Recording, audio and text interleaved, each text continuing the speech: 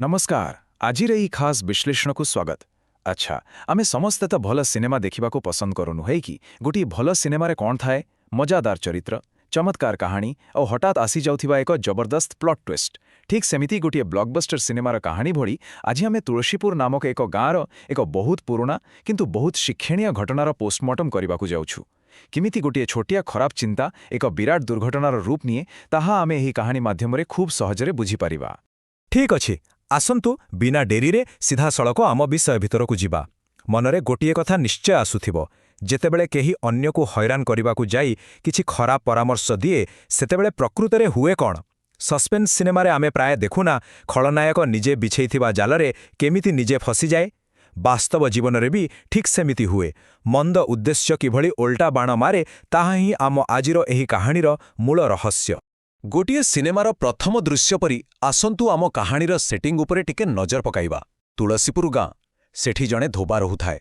ता पाखरे मुख्यतः दुईटी खास पशु थिले, गोटिए बहुत परिश्रमी गध आउ गोटे बेस चालाक छेली। गाँर शांत परिवेश भितरे सबुकिछि पूरा नॉर्मल चलीथिला, किंतु दुईटी संपूर्ण अलगा स्वभावर जीव जेतेबेले गोटिए छात तले रहिबे सेठी टिके खटमट बा झगड़ा नहब ता केमिति हब।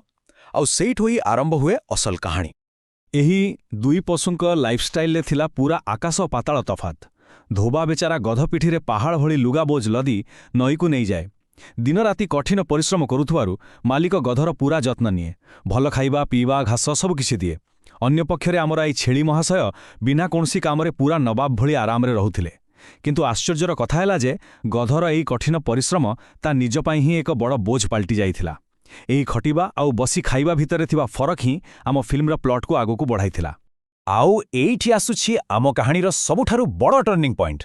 दिने गध बेचारा निज दुख संभाଳି न पारी छेली आगरे मन कथा खोलीदेला। से कहिला, सतरी छेली भाई, मालिक मते जेमिति खटाउछि मु बहुत कष्ट पाउछि, केमिति एथुरु मुक्ति पाइबी किछि उपाय बताओ। टिके भाबंतु एही गोटिए धाड़ी गधर असहायता आउ तार अत्यधिक सरलता को पूरा स्पष्ट करुछि। निज कष्ट दूर करिबा पई से एमिति जनक साहाय्य मागिला जे भितरे भितरे ता विरुद्धरे गुटे भयंकर षड़यंत्र रचुथिला। एहा कोई कुहंती रॉन्ग चॉइस। एथर देखंतु छेलीर रिएक्शन जहाँकि सबुठारु आकर्षणीय। कोनोसी हाइस्ट मूवी बा चोरी सिनेमार मास्टरमाइंड स्टाइल रे छेलीटी ताकु गोटे सुंदर 3 पदक्षेप विशिष्ट योजना बतैला। से कहिला, उपाय बहुत सिंपल। स्टेप 1 देह खरापर बाहाना कर। स्टेप 2 कामकु गला बेले जानीशुनी गोटे गातरे पड़ी जाओ। आउ स्टेप 3 किछि दिन पर्यंत आरामरे गुहाड़े बसी बसी खाओ। बाहरकू एहा जाने भल सांगर उपदेश भली लागुथिला। एक्चुअली भूल कहिली, एहा कोनोसी सांगर उपदेश नथिला बरं गोटे मारात्मक ट्रैप थिला। किंतु आम गध भाई थिले पूरा सीधा साधा। तांको पाखरे बुद्धिर टिके अभाव थिला। से एही मागणा उपदेश पछरे थिबा विपदकू आदौ बुझी पारिला नाही। जेमिति सिनेमारे किछि इनोसेंट चरित्र खूब सहजरे धोका खाई जांथि ना, ठीक सेमिति ही हेला। ता परदिन कामकू गलाबेले गधटी जाणीशुणी एक गातरे आसी पड़ीगला। से तो भाबिथिला एमिति कले ताकू किछि दिन छुट्टी मिलिजिबो, किंतु बिना विचाररे करा जाइथिबा एही एक्शन ता निज पई ही सर्वनाश डाकी आनिला। एबे देखंतु कहानीर टाइमलाइन केमिति गोटी थ्रिलर फिल्म भली स्पीड धरुछि। प्रथम दिन गध गातरे पड़ी एते खराब भावरे घाइला हेला जे द्वितीय दिन बेलकू से आउ उठी चाली बुली पारिला नाही। तृतीय दिन अवस्था असंभाळ हेबारु मालिक बाध्य होई गाँर पशु डाक्तरंक डकाइले। आउ ता परे चतुर्थ दिन डाक्तर आसी जेउ औषध बतेइले ताहा तिला एही कहानीर सबुठारु बड़ क्लाइमैक्स, माने पूरा बुद्धि चक्राई देबा भली मोड। सिनेमा जगतरे गोटिए वार्ड अछि ना, ड्रामाटिक आयरनी। एठारे ठीक सेया ही देखिबाकू मिलिला। डाक्तरंक प्रेस्क्रिप्शन थिला बड़ अद्भुत।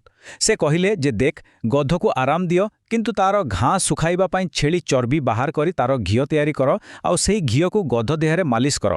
क्षत पूरा ग्यारंटी सहित सुखीजिवो। एबे टिके भाबंतु तो जेउ छेलीटा गध को फसाइबा पाई एते बड़ चक्रांत करिथिला, एबे डाक्तरंकर सेही गोटिए उपदेश ता निज मृत्युर परवाना पाल्टिगला। एहाकु ही कुहंती इन्स्टांट कर्मा। एहार रेजल्ट थिला पूरा अनएक्सपेक्टेड एवं तुरंत। मालिक डाक्तरंक कथा सुनिबा मात्रे टिके भी डेरी कले नाही। निजर दामिकिया आउ परिश्रमी गधको बंचाइबा थिला तांकर प्रथम काम। तेणु से सांगे सांगे सेही षड़यंत्रकारी छेळुकू काटिबाकू नहीं गले।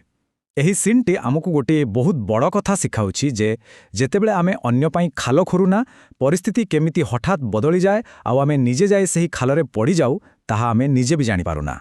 ବଧ୍ୟଭୂମିକୁ ଗଲାବେଳେ ଛେଳିଟି କାନ୍ଦି କାନ୍ଦି ଯେଉଁ କଥା କହିଲା ତାହା ହିଁ ହେଉଛି ଆମ ସିନେମାର ଶେଷ ଆଉ ସବୁଠୁ ପାୱାରଫୁଲ୍ ଡାଇଲଗ୍। ହାୟ ହାୟ ମୋ ମୁଣ୍ଡରେ କ'ଣ ପଶିଲା କେଜାଣି ମୁଁ ଗଧକୁ ଓଲଟା ବୁଦ୍ଧି ଦେଲି ଆଉ ଏବେ ତାରି ଫଳରେ ମୋତେ ନିଜ ଜୀବନ ଦେବାକୁ ପଡ଼ୁଛି। ଏହି ପଶ୍ଚାତାପ ଭରା ଡାଇଲଗ୍ଟି ପ୍ରମାଣ କରୁଛି ଯେ ଯେତେବେଳେ ସତ ସାମ୍ନାକୁ ଆସେ ସେତେବେଳେ ସୁଧାରିବା ପାଇଁ ଆଉ ସମୟ ନଥାଏ। ଛେଳିଟି ନିଜର ଚାଲାକିକୁ ନେଇ ବହୁତ ଓଭର କନଫିଡେଣ୍ଟ ଥିଲା କିନ୍ତୁ ଶେଷରେ ସେହି ଚାଲାକି ହିଁ ତାର ଶେଷ ନିଶ୍ୱାସର କାରଣ ବନିଲା। ତେଣୁ ଏହି ପୂରା ବିଶ୍ଳେଷଣର ସବୁଠାରୁ ବଡ଼ ଟେକାୱେ ବା ଶିକ୍ଷା ହେଉଛି ହିଂସାର ଫଳ ସର୍ବଦା ଖରାପ। ଆଜିର ଏହି ଉପସ୍ଥାପନାରୁ ଗୋଟିଏ କଥା ପୂରା କ୍ଲିୟର ଯେ ଯଦି ଆମର ଉଦ୍ଦେଶ୍ୟ ଖରାପ ଥାଏ ତେବେ ତାର ରିଜଲ୍ଟ କେବେ ବି ଆମ ସପକ୍ଷରେ ଯାଇପାରିବ ନାହିଁ। କୌଣସି ଥ୍ରିଲର ମୁଭି ସରିଲା ବେଳେ ଯେମିତି ମନରେ ଗୋଟିଏ ପ୍ରଶ୍ନ ଛାଡ଼ି ଦେଇଯାଏ, ଆଜିର ଏହି ଆଲୋଚନା ମଧ୍ୟ ଆମକୁ ଭାବିବାକୁ ବାଧ୍ୟ କରୁଛି ଆମେ କ'ଣ ଦୈନନ୍ଦିନ ଜୀବନରେ ଜାଣତରେ ବା ଅଜାଣତରେ କାହାର କ୍ଷତି ଚିନ୍ତା କରୁଛୁ କି? ଯଦି ହଁ, ତେବେ ମନେ ରଖନ୍ତୁ ଏହି ଛେଳିର କାହାଣୀ ଆମ ସମସ୍ତଙ୍କ ପାଇଁ ଏକ ବଡ଼ ୱାର୍ଣ୍ଣିଂ ସାଇନ୍। ବାସ୍ ଆଜି ପାଇଁ ଏତିକି। ଆଶା କରୁଛୁ ଏହି ରୋମାଞ୍ଚକର ବିଶ୍ଳେଷଣ ଆମ ସମସ୍ତଙ୍କ ପାଇଁ ବେଶ୍ ଉପାଦେୟ ହୋଇଥିବ। ପୁଣି ଭେଟ ହେବ ଏମିତି ଏକ ନୂଆ ଏବଂ ଚିତ୍ତାକର୍ଷକ ବିଷୟ ସହିତ।